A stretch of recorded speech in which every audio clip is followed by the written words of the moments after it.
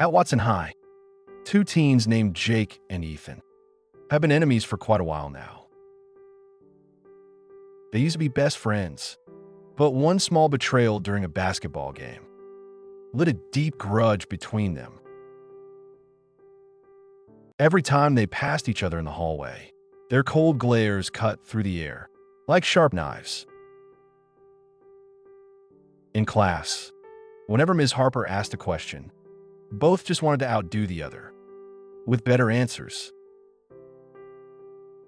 Ms. Harper, their clever teacher, noticed this hatred was slowly eating them up from the inside. One day she said, "Jake, Ethan, and everyone, tomorrow bring a plastic bag. We're playing a serious game."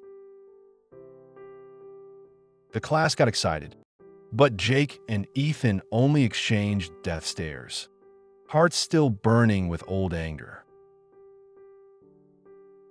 The teacher explained, "Put as many potatoes in your bag as the amount of hatred you carry inside."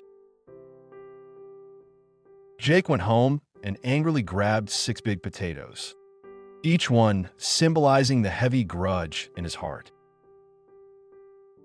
But Ethan felt his anger was even deeper. He stuffed 9 potatoes inside, heavy and large like his pain. The next morning, as they entered class, the weight of their bags made their teenage shoulders bend low. Ms. Harper smiled. "Here's the rule. You must carry these bags everywhere for a whole week."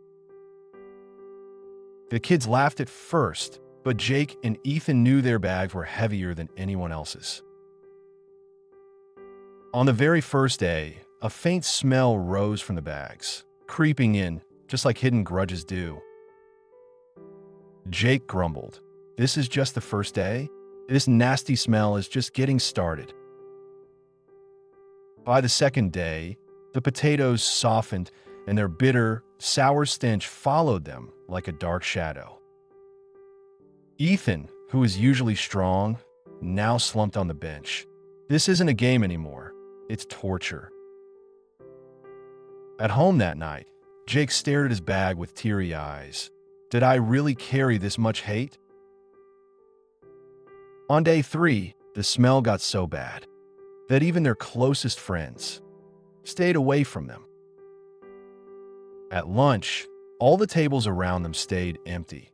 No one wanted to sit near these two enemies.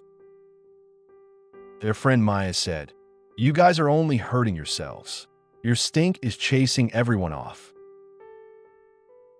Ethan didn't answer, just stared at his heavy, stained bag like it was a mirror of his soul.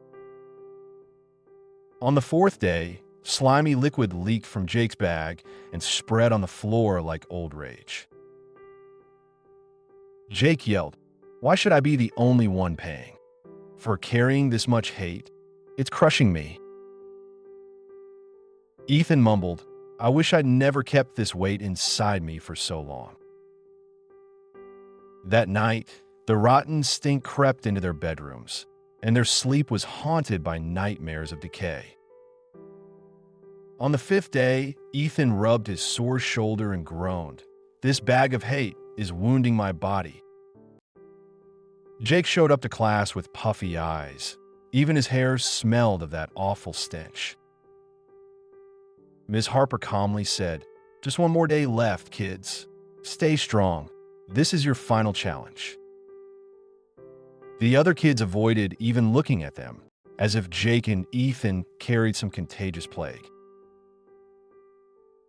Maya said, "You two used to be best friends.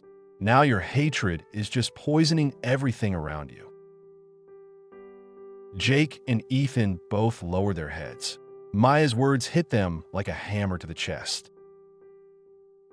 On the 6th day, flies buzzed around their bags, their annoying sound like whispers of old grudges.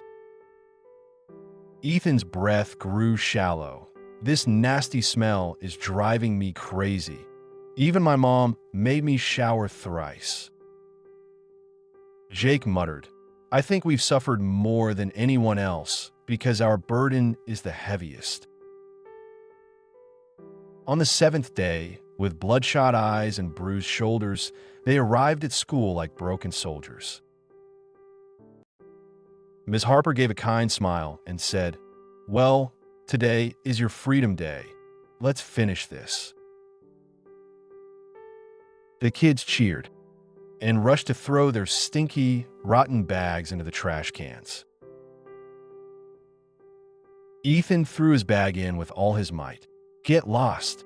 I never want to smell you again." Jake took a deep breath, clean air filling his lungs. "Man, I miss this fresh air so much." After a while, Miss Harper gathered everyone around her, her gaze calm but serious. She said, "So, tell me honestly, how did it feel carrying that heavy load this week?" Ethan touched his sore shoulder and said, "It was a nightmare. My shoulder's wounded, I couldn't sleep, everyone avoided me."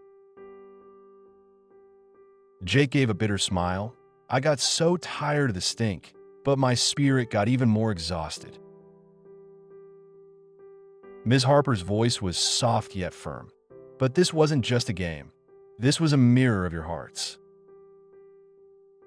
The room fell silent. Everyone waited for her next words, knowing they carried weight. She continued, "The grudge you're holding inside is like those rotten potatoes.